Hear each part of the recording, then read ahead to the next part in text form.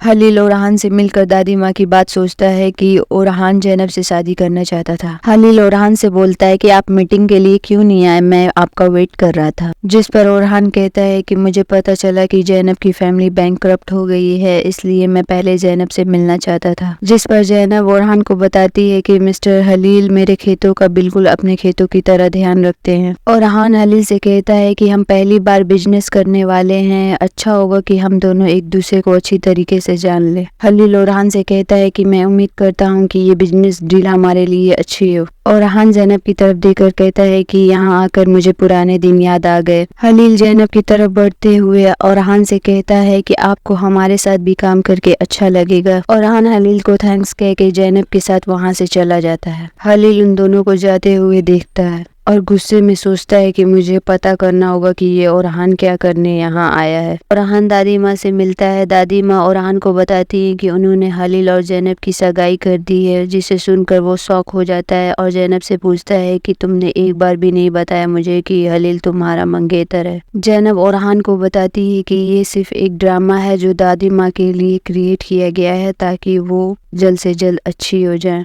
हलील ओरहान और जैनब के बारे में सोचते सोचते गुस्से में पेन तोड़ देता है। हलील आंसू से पूछता है कि जैनब कहाँ है। वो कहती है कि वो ओरहान के लिए रूम रेडी कर रही है। तभी वहाँ जैनब आ जाती है। हलील जैनब से कहता है कि तुम ओरहान का रूम क्यों सेट कर रही थी, ये तुम्हारा काम नहीं है। जैनब कहती है मुझे लगा था वो हमारे गेस्ट हैं। जिस पर हलील कहता है वो तुम्हारा गेस्ट नहीं है, वो मेरा गेस्ट है, तुम अपनी जगह मत भूलो। जिस पर जैनब कहती है आगे से मैं ध्यान रखूंगी। जैनब हलील से कहती है कि ओरहान भले ही आज तुम्हारा गेस्ट है, लेकिन उसकी जान पहचान हमसे पुरानी है, वो एक अच्छा आदमी है, शुक्रिया कि तुमने उसे यहाँ इनवाइट किया। जिस पर हलील सोचता है कि ओरहान जैनब के लिए कितना इम्पोर्टेंट है और जैनब से पूछता है कि तुम्हारी दादी माँ कैसी है। जैनब कहती है कि वो ठीक है, सो रही है, उन पर दवाइयों की असर हो रही है। जैनब डोर खोलती है, सामने ओरहान खड़ा होता है जो हलील से पूछता है कि अगर आप माइंड ना करे तो मैं जैनब को लेकर उसकी फैमिली से मिलने जा रहा हूँ। जिस पर हलील से बोलने से पहले ही जैनब कहती है कि इसे क्या प्रॉब्लम होगी, चलो चलते हैं।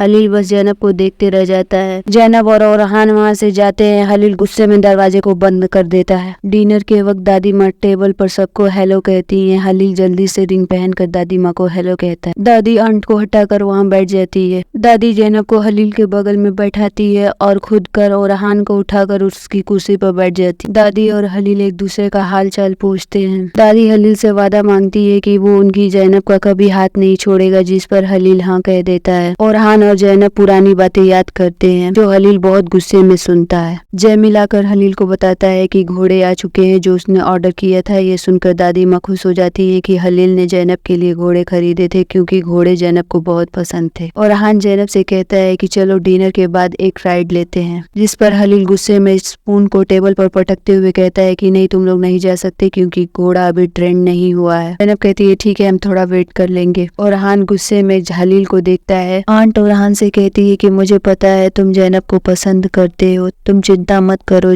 हलील और जैनब की सगाई जल्द ही ओवर हो जाएगी क्योंकि ये एक ड्रामा है। जिस पर ओरहान कहता है कि हाँ, मुझे अब भी जैनब पसंद है। आंट और ओरहान की बातें हलील बहुत गुस्से में सुनता है और उनके पास आकर बैठ जाता है। हलील रिंग देखते हुए सोचता है कि ओरहान जैनब से शादी करना चाहता था और आंट और ओरहान की बातें भी सोचता है कि ओरहान अभी भी जैनब को पसंद करता है। तभी वहाँ जैनब आती है नेकलेस लेकर। वो हलील को वो नेकलेस वापस करना चाहती है लेकिन हलील उसे वापस नहीं लेता। हलील कहता है कि ये नेकलेस उसने जैनब के लिए खरीदा है, इसलिए वो ही रखे। अगर दादी माँ ने उसके पास ये नेकलेस नहीं देखा तो परेशानी खड़ी हो जाएगी। जैनब भी हलील की बात समझते हुए वहाँ से चली जाती है। हलील ओरहान और जैनब को एक साथ खड़ा देखकर शॉक हो जाता है। ओरहान जैनब को अपना कोट पहनाता है। हलील ये देखकर एक मुक्का डोर पर मारता है। ओरहान जैनब की परेशानियों के बारे में बात कर रहा होता है, जिस पर जैनब कहती है कि हाँ, ये समय उसके लिए बहुत मुश्किल है। जो बाहर निकलते हुए हलील सुन लेता है और वहीं से पलट जाता है। हलील बहुत गुस्से में कहता है कि जैनब की हिम्मत कैसे हुई उस आदमी से उसकी शिकायत करने की। हलील एरन और ओरहान का वेट कर रहा होता है। तभी वहाँ जैनब आती है। हलील जैनब से ओरहान के बारे में पूछता है। जैनब कहती है मुझे उम्मीद है कि तुम दोनों की ये डील बिजनेस के लिए सही साबित होगी। जिस पर हलील कहता है मुझे तो लगता है कि वो तुम्हारे लिए यहाँ आया है। जैनब घबरा कर वहाँ से चली जाती है। जैनब हलील के के रूम में कप ले जाने के लिए आती है। तभी वहाँ ओरहान आता है और हलील से कहता है कि चलो काम शुरू करते हैं। हलील अपना कोट पहनते हुए निकल जाता है। जैनब हलील का बैग लेकर उसके पीछे जाती है। तभी हलील दरवाजा खोल कर आता है। जैनब उसका बैग देकर उसे गुड लक विश करती है। जैनब हलील के साथ ओरहान को ना देखकर पूछती है कि वो कहाँ है, जिस पर एरन कहता है कि वो फोन पर बात कर रहा है। मुझे लगता है कि वो हर चीज से सेटिस्फाई हो चुका है, अब हम बस एग्रीमेंट साइन करने वाले हैं। जैनब सबके लिए कॉफी लेने चल देती है।